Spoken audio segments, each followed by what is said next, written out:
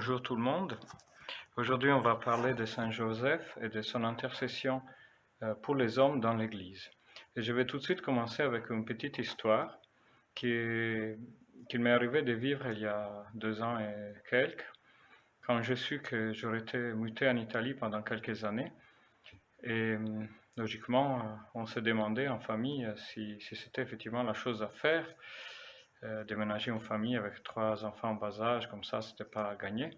Et en plus, on avait un peu les soucis de la grande maison que nous avons en Alsace, qu'on n'était pas prêt à vendre et on ne voulait pas la laisser vide. Et du coup, on a un peu réfléchi et il nous est venu à l'esprit qu'à la paroisse, il y avait une autre famille qui attendait son 3e enfant et qui avait du mal à trouver un logement assez grand pour accueillir ce 3e enfant. Et du coup, on s'est dit, pourquoi pas, on pourrait leur proposer peut-être. Et le jour après, dimanche matin, à la messe, à la sortie de la messe, j'ai parlé avec la femme de cette famille et je lui ai dit, écoute, est-ce que ça vous dirait de venir vivre dans notre maison pendant quelques années, comme ça, avec un loyer modéré, pourvu que la maison soit bien entretenue, etc.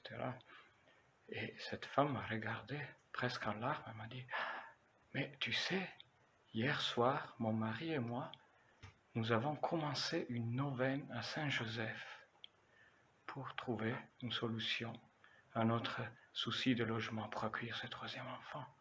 Et aujourd'hui, tu nous proposes ça, c'est incroyable.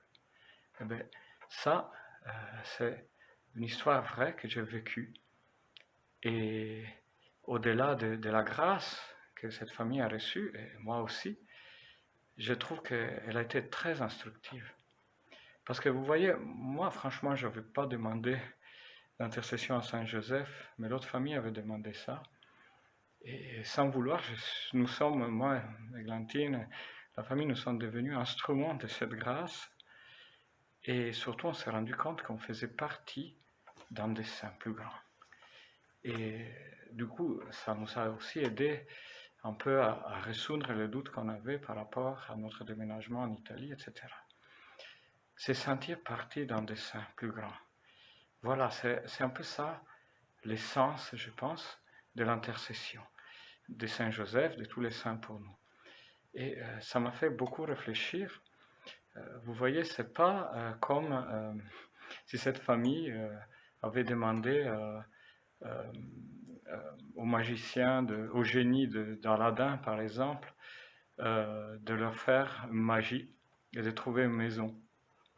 C'était pas comme les anciens qui faisaient des sacrifices aux dieux en espérant que quelque chose se passe en leur faveur. Demander l'intercession de Saint Joseph, c'est quelque chose, et de tous les saints en général, c'est quelque chose qu'on fait dans l'Église. Pourquoi dans l'Église? Le catéchisme de l'Église catholique nous enseigne ça, au point 956 en particulier. C'est quelque chose qui se fait effectivement dans la communion des saints. Qu'est-ce que ça veut dire? Ça veut dire que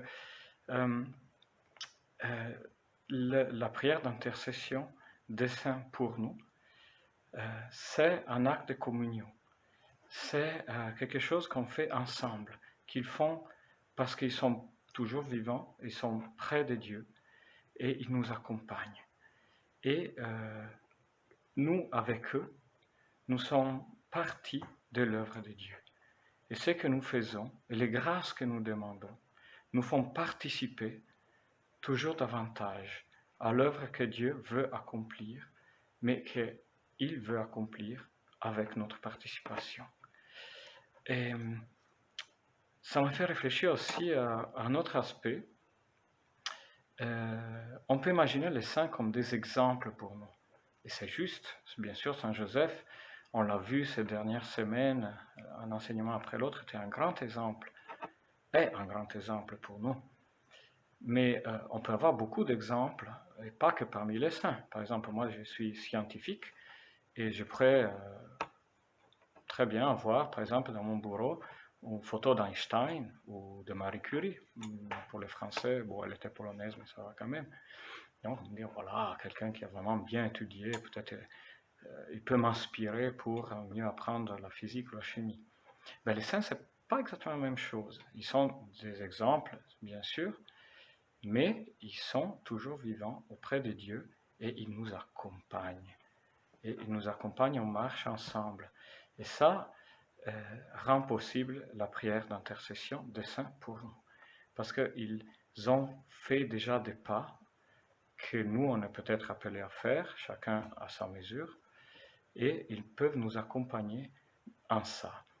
Et à chaque fois qu'on demande un saint d'intercéder pour nous, en fait, on demande à Dieu, Seigneur, rends-moi partie de ton œuvre. Fais-moi participer de ton œuvre. Donne-moi de m'abandonner à ta volonté. Et alors, voyons un peu en particulier Saint Joseph, qu'est-ce qu'il peut faire dans ces contextes. Saint Joseph est un saint tout à fait spécial, parce que, comme on l'a vu, en particulier la première semaine avec l'enseignement de Paco, Saint Joseph a participé de la paternité de Dieu. C'est-à-dire Marie, avec son oui, est devenue mère de Dieu, a engendré Dieu parmi les hommes. Saint Joseph s'est fait protecteur de ses projets inouïs, de ses projets incroyables. Il s'est fait protecteur, il a rendu possible ces projets. Donc participer de la paternité de Dieu, c'est un peu le charisme vraiment de Saint Joseph. Et ça colle parfaitement avec l'idée de participer à l'œuvre de Dieu. Donc que nous puissions devenir un petit peu père avec lui de son œuvre. Et Dieu veut vraiment ça de nous, que nous participions de cette merveilleuse paternité. Alors je me suis demandé, mais qu'est-ce que devait être la prière de Saint Joseph? Qu'est-ce qu'il devait demander au Seigneur? Lui qui n'a jamais parlé dans les évangiles. Je pense qu'il a parlé dans la vie réelle, mais dans les évangiles, on ne trouve pas de phrases attribuées à lui. On trouve beaucoup d'écoute et beaucoup d'obéissance. Partir à Bethléem, partir en Égypte, protéger sa famille de la furie d'Hérode, amener Jésus au temple, accueillir d'abord Marie dans sa vie, même si elle était enceinte, elle ne savait pas pourquoi. Voilà, beaucoup d'écoute, beaucoup d'obéissance, beaucoup d'espérance. Accueillir tous les événements avec une foi inébranlable, que rien n'échappe à Dieu, que même les événements les plus incroyables, les plus difficiles à comprendre, ils viennent de lui. Au moins, lui, il permet que ces choses adviennent pour en sortir un bien plus grand. Voilà, donc une prière d'abandon énorme et une écoute énorme de la part de Saint Joseph. Et je pense que c'était surtout ça, celle-ci, sa prière. Et je l'imagine très bien se demander, Seigneur, comment c'est possible que cette fille qui m'a été promise en épouse, Marie, si chaste, si sage, elle soit enceinte comme ça? Seigneur, je sais qu'il y a quelque chose derrière. Porte-moi en ces choix si difficiles. Qu'est-ce que je dois faire? Est-ce que ce n'est pas actuel? Est-ce qu'on ne pourrait pas demander à Saint Joseph de nous accompagner? La même chose aujourd'hui, Seigneur. Pourquoi le Covid? Pourquoi toutes ces souffrances, perte d'emploi, etc. Seigneur, donne-moi plein d'espérance, que rien ne t'échappe. Jamais. Voilà une prière qu'on peut demander à Saint Joseph et qu'on peut mettre tout de suite dans sa sacoche ici. Vous voyez qu'il la porte devant le Seigneur et chacun de nous peut mettre la sienne et continuer à le faire régulièrement parce que cet acte de prière, d'abandon qu'on peut faire à l'aide de Saint Joseph qui a fait ça bien avant nous et avec une foi énorme, lui il peut vraiment nous accompagner en ça. Et vous voyez, plein d'espérance, pas d'espoir. L'espérance, c'est une certitude que Dieu a déjà les choses en main. C'est pas comme dire, bon, espérons que le Covid s'arrête vite, mais espérons que demain il y a du soleil. Non, là c'est une certitude. Seigneur, tout ce qui se passe est horrible, mais toi, tout en main.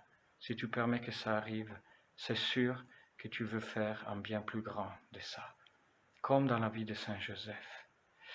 Et voilà donc comment nous pouvons nous abandonner à l'intercession de Saint Joseph et accompagné aussi par une autre grande sainte, Sainte Thérèse d'Avila, qui, dans sa vie, répète à plusieurs reprises l'importance de se confier à Saint Joseph et de ne jamais avoir entendu que personne qui se confie à Saint Joseph soit par lui abandonné. Bien sûr, avec cette espérance, cette foi grande, qui, même si on ne sera pas exaucé comme on l'imaginerait, rien n'échappe à Dieu et Saint Joseph marche toujours avec nous pour un bien plus grand. Voilà donc ce qu'on peut mettre cette année dans les mains de Saint Joseph, plus toutes nos intentions les plus intimes, bien sûr, et voilà l'essence de l'intercession dans la communion des saints, dans l'Église, de Saint Joseph pour les hommes. Bonne fête de Saint Joseph à tout le monde.